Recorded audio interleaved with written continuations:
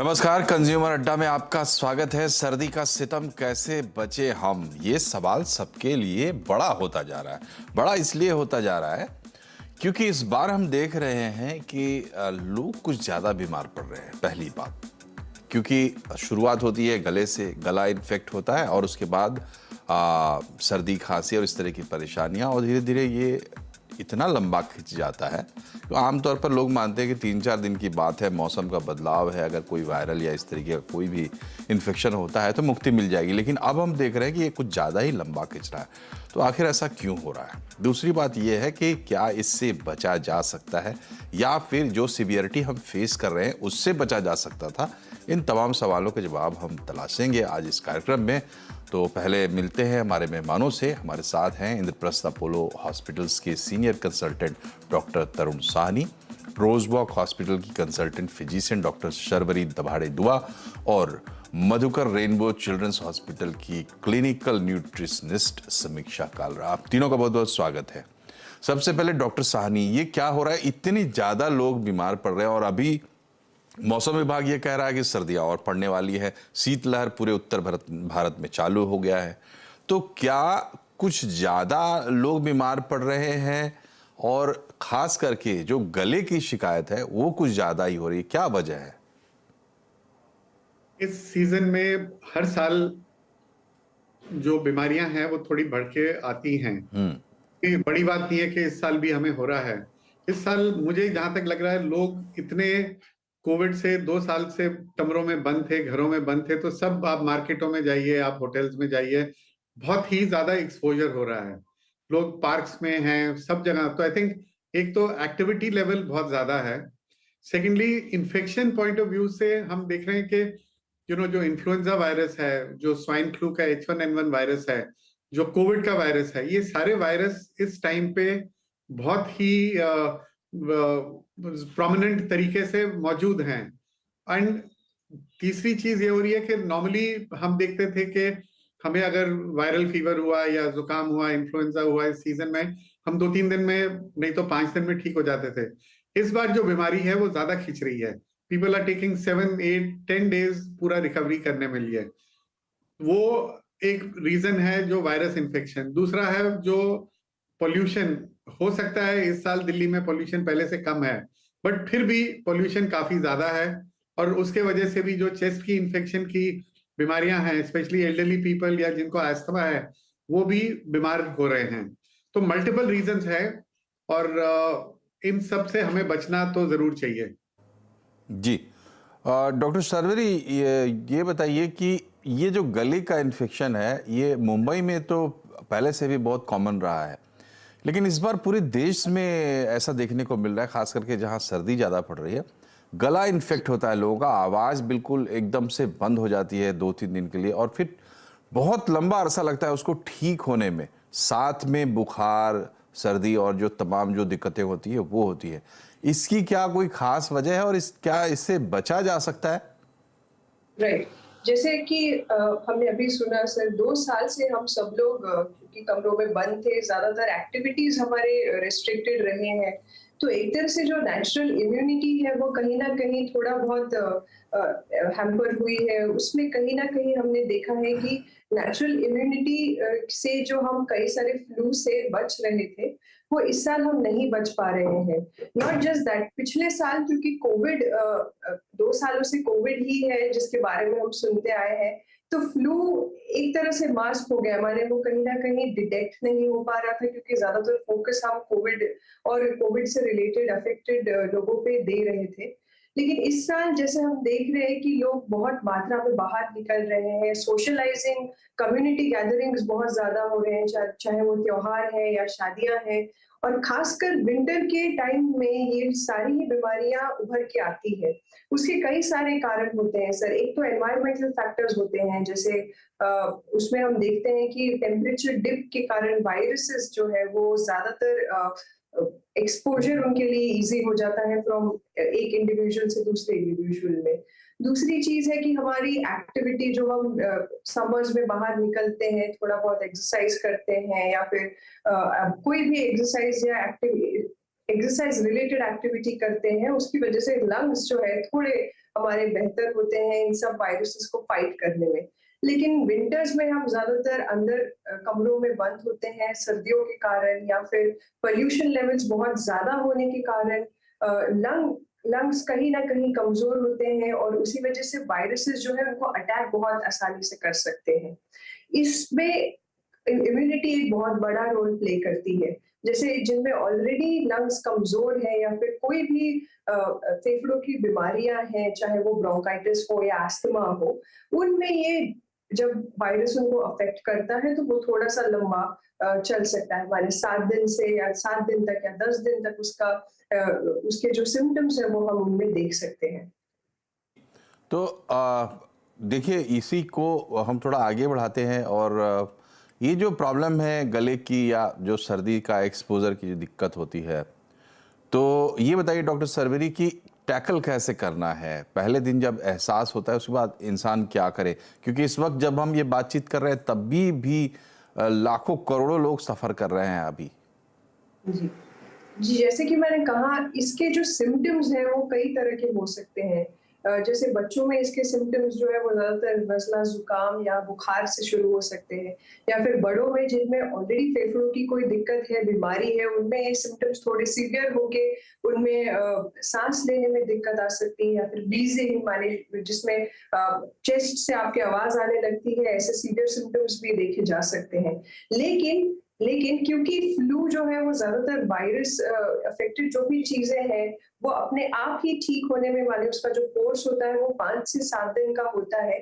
5 to 7 days हम कहते हैं कि ये सिम्टम्स सब में ही देखे जाते हैं, चाहे वो सिवियरिटी अलग अलग हो सकती है, लेकिन ये सिम्टम्स जो है ये बरकरार रह सकते हैं 5 से 7 दिनों के लिए। तो बस यही है कि इस दौरान हमको जो जैसे किसी को अगर खांसी है या नज़ला है तो उनको उससे रिलेटेड हम दवाई देंगे या फिर कोई कफ सिरप देंगे, या फिर उनको कहेंगे कि ठंड से वो बचे अगर वो ठंड वाले इलाकों में रहते हैं। हाइड्रेशन यानी पानी खूब अच्छे से पिए और यही सब सिम्टम्स को कैच करे। अगर उनको लगता है कि इसकी सिवियरिटी 5 से 7 दिन बाद भी बरकरार है या बढ़ रही है, तब उनको डेफिनेटली हॉस्पिटल में इलाज करने के लिए भर्ती होना चाहिए। जी। और समीक्षा जी ये बताइए कि देखिए एक्सपोजर एक तो टेम्परेचर का या बाहर मौसम का है, दूसरा एक्सपोजर खाने पीने का भी है जो कई बार जिसकी वजह से लोग इसका शिकार हो जाते हैं। तो वहाँ क्या सावधानियां बरतनी चाहिए खान पान में ताकि हम इस तरीके के इन्फेक्शन में ना फंसे? सबसे पहले खान पान में हमें समय पे खाना खाना चाहिए। हम सब क्या करते हैं आज के समय में, सब इतना बिजी हो गया अपना अपने लाइफ में, किसी को अपने लिए टाइम नहीं है। सबसे पहले हमें इस मौसम में समय पे खाना खाना चाहिए। हर 2 से 3 घंटे में कुछ ना कुछ खाते रहना चाहिए। और सबसे मेन काम है हमें संतुलित आहार खाना चाहिए, जिसमें हमारे को एनर्जी भी मिले, प्रोटीन भी मिले, मिनरल्स भी मिले, विटामिन्स भी मिले, जो हमारी इम्यून सिस्टम को स्ट्रॉन्ग करे। हम सब क्या करते हैं कि कोई हमें कुछ एडवाइस कर लेता है, हम उसको फॉलो करने लग जाते हैं। कोई हमें बोलता है ये चीज हमें खाना चाहिए, हम उसको खाना स्टार्ट कर देते हैं, बट हम कभी भी बैलेंस डाइट पर नहीं जाते हैं। तो सबसे पहले मेरे अकॉर्डिंग एक बैलेंस डाइट सबसे इंपॉर्टेंट होती है। ड्यूरिंग द कोई भी सीजन में अगर फीवर आता है, कोल्ड आता है, कफ आता है, कोई भी इम्यून सिस्टम हमारा वीक होता है, सबसे पहले हमें अपने इम्यून सिस्टम को स्ट्रॉन्ग करने के लिए बैलेंस ईटिंग करना बहुत ज्यादा एसेंशियल होता है।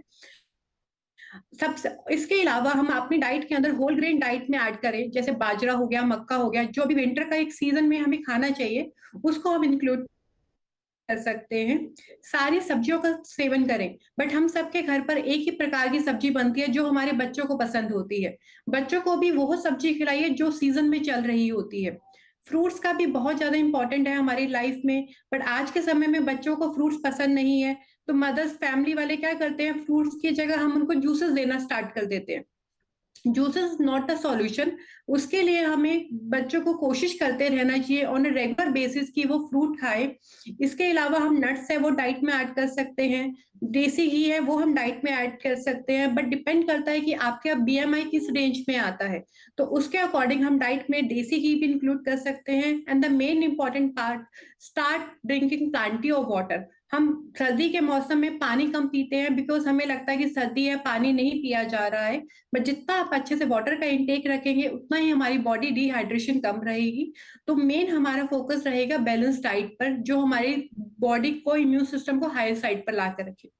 जी डॉक्टर सानी, ये बताइए कि ये आमतौर पर सर्दी जुकाम को हम तो बड़ा नहीं मानते और बहुत इजीली लोग लेते हैं, लेकिन अब जिन लोगों को कुछ और प्रॉब्लम है तो वो कौन सा क्लास है जो वल्नरेबल है, खास करके जिनको थोड़ा एहतियात ज़्यादा बरतना चाहिए सर्दी के मौसम में, ताकि खतरा बड़ा ना हो?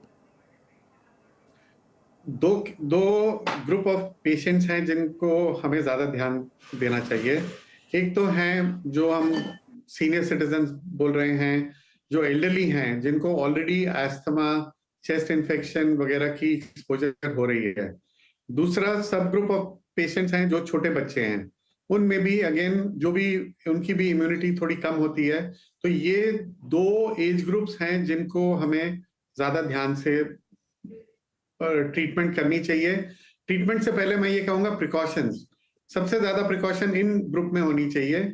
जो एल्डरली हैं उनको सैर करने के लिए जाना जरूरी है, बट वो सुबह के अर्ली आवर्स में नहीं जाएं, जब धूप थोड़ी निकल आती है, और जैसे 10, 11, 12 बजे वो अपनी एक्सरसाइज वगैरह के लिए उस टाइम पे पार्क में जाएं।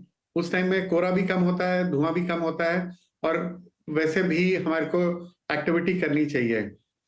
सो वो हो गया ट्रीटमेंट के लिए। नॉर्मल ट्रीटमेंट जो हम जुकामों में दे रहे हैं, कॉफ एंड कोल्ड में दे रहे हैं, वो हम जरूर दें। बट अगर बुखार आपका 2 या 3 दिन से ज्यादा रह रहा है, और बुखार अगर ज्यादा तेज है, 100 से ऊपर कंटिन्यू है, फिर जरूर आप डॉक्टर का संपर्क कीजिए। हो सकता है कि चेस्ट में सेकेंडरी इन्फेक्शन, जो हम बोलते हैं कि बैक्टीरियल इन्फेक्शन ना हो, और उसके लिए आपको एंटीबायोटिक की जरूरत होगी। हो सकता है लंबी दौर के लिए एंटीबायोटिक यूज करें।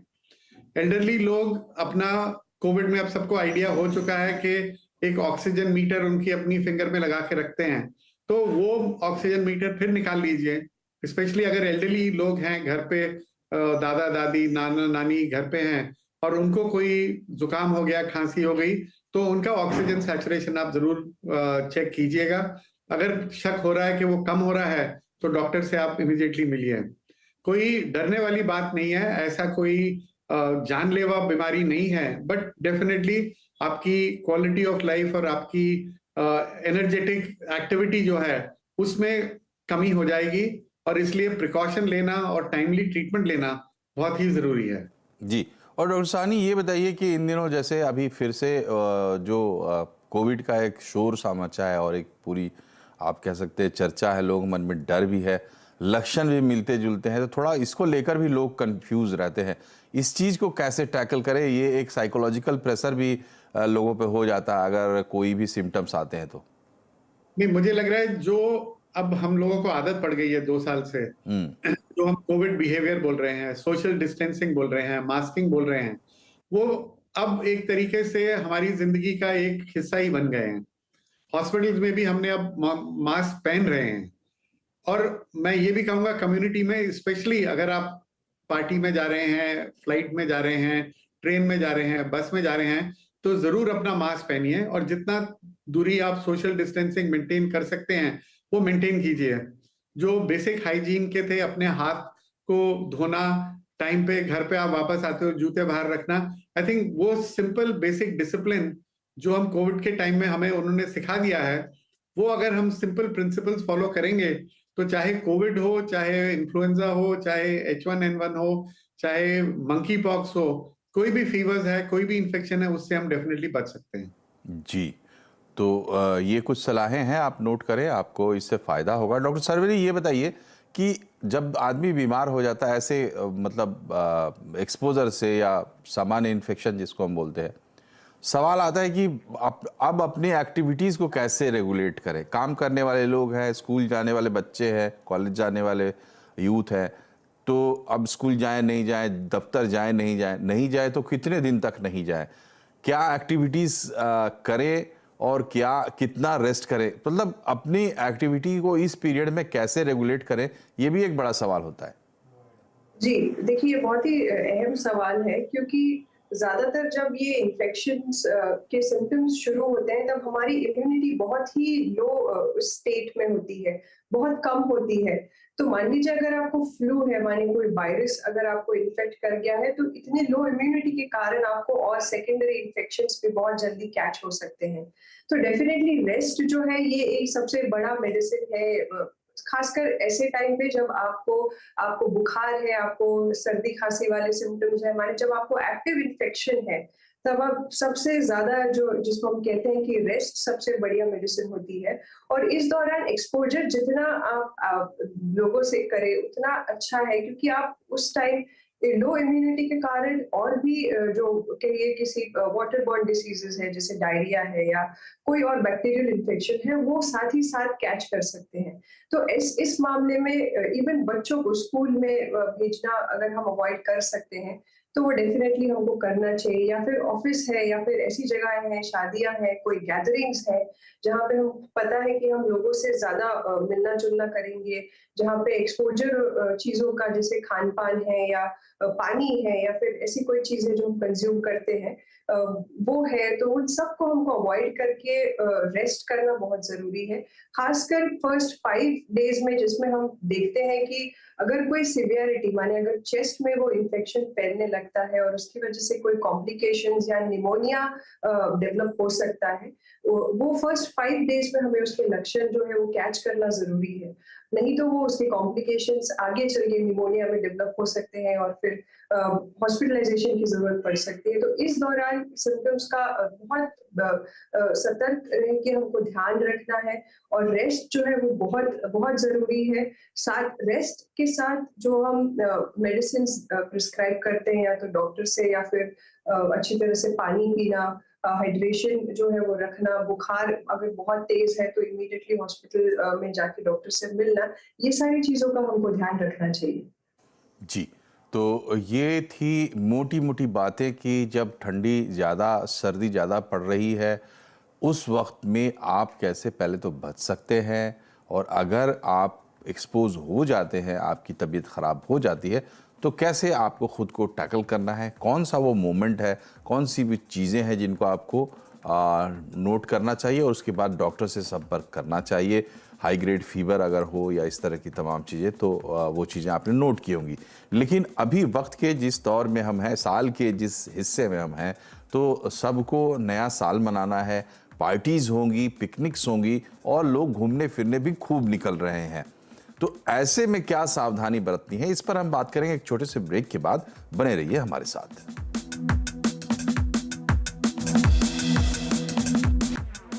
ब्रेक के बाद एक बार फिर से आपका स्वागत है कंज्यूमर अड्डा में। आज हम बात कर रहे हैं कि सर्दी के सितम से कैसे बचें हम, और हमारे साथ 2 डॉक्टर हैं और एक न्यूट्रिशनिस्ट भी हैं। तो समीक्षा जी, ये बताइए कि जब आदमी बीमार हो जाता है तो उसको दवाओं से ज़्यादा मुझे लगता है कि अहम ये है कि उसको प्रॉपर न्यूट्रिशनल सपोर्ट मिले, खान पान उसका ऐसा रहे कि एक तो कि उसकी स्थिति बिगड़े नहीं और दूसरा वो उसमें सुधार हो पाए। तो गलतियां लोग ना करें, बीमार जो हो रहे हैं वो कोई कुछ ऐसी गलती ना करे कि और भी स्थिति खराब हो जाए। तो किन बातों का ध्यान रखें और क्या खाएं पिए जिससे कि बेहतर वो होकर निकले? सबसे पहले तो हम बोलते हैं जब बीमार होने में लगते हैं, हमें लग जाता है कि हम बीमार होने वाले हैं, बाहर का खाना खाना बंद कीजिए। स्टार्ट ईटिंग घर का खाना, जो हमारी मम्मियाँ खाना घर पे बनाती है और जो हमें लगता है जो हमें पसंद नहीं आ रहा, टेस्ट समझ नहीं आ रहा, क्योंकि हम सबको बाहर के टेस्ट की आदत होती है। तो सबसे पहले हमें बाहर का खाना थोड़ा बंद करना स्टार्ट करना होगा तभी, और उसके बाद हमें खाना खाना स्टार्ट करना है healthy nutrition. And during the like अभी मैं अपने हॉस्पिटल में देख रही हूँ, आज के समय में बच्चे बीमार होकर आ रहे हैं और उनको खाने में क्या चाहिए, पिज्जा चाहिए, बर्गर चाहिए, नूडल्स चाहिए। अगर उनको बोलते हैं कि घर का खाना खाना या घर का हेल्दी खाना हम उनको ऑफर भी करते हैं, वो कहते हैं हमें खाना का मन ही नहीं कर रहा, अच्छा नहीं लग रहा। वो बट वही सेम बच्चा, उसको अगर सामने आप बर्गर रख दोगे वो खाना खाना स्टार्ट कर देता है। वो इसका रीजन ही यही है कि हमने अपने बच्चों के परवरिश में ऐसा करे जा रहे हैं कि हम उनको इतना जंक पे लेकर जा रहे हैं। इनफैक्ट बच्चे क्या बड़े भी जंक पे जा रहे हैं। तो बाहर का खाना अभी हमें अवॉइड करवाना होगा जब भी हमें कोल्ड कफ या फीवर जैसा कुछ भी लगता है, क्योंकि ड्यूरिंग द फीवर हमारे को लूज मोशन है, वॉमिटिंग्स है, अलग अलग सिम्टम्स भी आने स्टार्ट हो जाते हैं। तो उन सबको बचने के लिए हमें बाहर पे हमें फोकस नहीं करना, खाने पे हमें घर के खाने पे फोकस करना होगा। जब भी हमारा इम्यून सिस्टम वीक हो जाता है तो हमें सबसे पहले क्या करना है, हमें अपनी बॉडी के अंदर एंटीऑक्सीडेंट डाइट इंक्लूड करना होगा। एंटीऑक्सीडेंट फूड्स कौन से होते हैं? हरी पत्तेदार सब्जियां, विटामिन सी रिच फ्रूट्स। उसके अलावा हम अपनी डाइट में सूप ऐड कर सकते हैं, नींबू पानी है, नारियल पानी है, वो हम डाइट में ऐड कर सकते हैं। प्रोबायोटिक है, वो हम डाइट में ऐड कर सकते हैं। जनरली हमें कोल्ड कफ हो जाता है तो हमें लगता है कि दही नहीं खाना है, और ज्यादा कोल्ड कफ हो जाएगा या और ज्यादा कंजेशन होना स्टार्ट हो जाएगा। बट अगर आपका दही रूम टेम्परेचर पे है और आपका दही खट्टा नहीं है तो हम वो डाइट में इंक्लूड कर कर दे सकते हैं। इसके अलावा हम डाइट में नट्स ऐड कर सकते हैं। नट्स में हम बादाम है, आपका अखरोट है, आपका मुनक्का है, डेट्स है, फिक्स है, वो हम डाइट में ऐड करेंगे। इसके अलावा हम ये भी कर सकते हैं कि आपकी जी बाजरा है, जी। मक्का है, उसकी चपाती और उसके टिक्की बनाकर बच्चों को हम ऑफर कर सकते हैं, ताकि उनको भी लगे वो जंक को एक हेल्दी वे में लेकर जा रहे हैं। जी डॉक्टर सरवरी, ये बताइए कि अब तो देखिए पार्टी की तैयारियां हैं लोगों की, और पिकनिक्स की, और बाहर निकलने की, तो ऐसे में सवाल बनता है कि एक्सपोजर्स ना हो, बचे रहें, इसके लिए क्या सलाह हो सकती है? जी सर, बिल्कुल। अभी हम किसी को रोक तो नहीं सकते हैं पार्टी करने से, क्योंकि ये ऐसा टाइम है साल का। लेकिन डेफिनेटली हम ये जरूर बता सकते हैं कि वो जब भी जहां भी जा रहे हैं वो मेक श्योर करें कि अगर किसी क्राउडेड जगह पे है, कोई गैदरिंग है, तो वहां पे वेंटिलेशन हो। जो हम अपने चीजें, अपनी सुरक्षा के लिए जो चीजें कर सकते हैं, जैसे ज्यादातर हम कोशिश कर सकते हैं मास्क पहनने की अगर हम बहुत ज्यादा क्राउडेड एरिया में हैं, या फिर हम कोशिश कर सकते हैं कि हम हमेशा हैंड सैनिटाइजर कैरी करें, या फिर हैंड वॉशिंग जो है वो रूटीन एक उसका बना ले। और खासकर तब जब हम लोगों से मिलते हैं या फिर कोई चीज ऐसी छूते हैं जिसको हम पता है कि हम शायद वो एक सोर्स ऑफ इन्फेक्शन हो सकती है, हम डेफिनेटली सैनिटाइजर यूज करें या फिर हैंड वॉशिंग जो है वो बरकरार रखें। मास्क ज्यादातर जगहों पे मैं प्रेफर कहूंगी कि प्रेफर करें पहनना, क्योंकि वही एक तरीका है जिससे हम ज्यादा से ज्यादा बचाव कर सकते हैं, जिसे प्रिकॉशन हम कहते हैं। लेकिन हाँ, कई बार अगर हम मास्क नहीं भी पहन पा रहे हैं तो ventilation, ventilated room, cross ventilation वाली जगहों पे जहाँ पे अगर भीड़ इकट्ठा भी होती है तो एयर सर्कुलेशन की वजह से ट्रांसमिशन के जो चांसेस है उससे हम थोड़ा कम कर सकते हैं। तो जी। यही सब है सलाह जो मैं देना चाहूँगी। जी, तो वक्त चूंकि ख़त्म हो गया कार्यक्रम का, तो कार्यक्रम को यहीं रोकना होगा। लेकिन जो बातें आपने सुनी इस कार्यक्रम में, तो आप समझ गए होंगे कि ये वक्त साल का ऐसा होता है, सर्दियों का, जब आपको ध्यान रखना है मौसम का और अपने एक्सपोजर का। साथ ही कोविड की भी बात चल रही है, तो ज़्यादा आपको प्रिकॉशन रखना चाहिए। आप तीनों का बहुत बहुत धन्यवाद हमारे साथ जुड़ने के लिए, कार्यक्रम में शामिल होने के लिए। नमस्कार।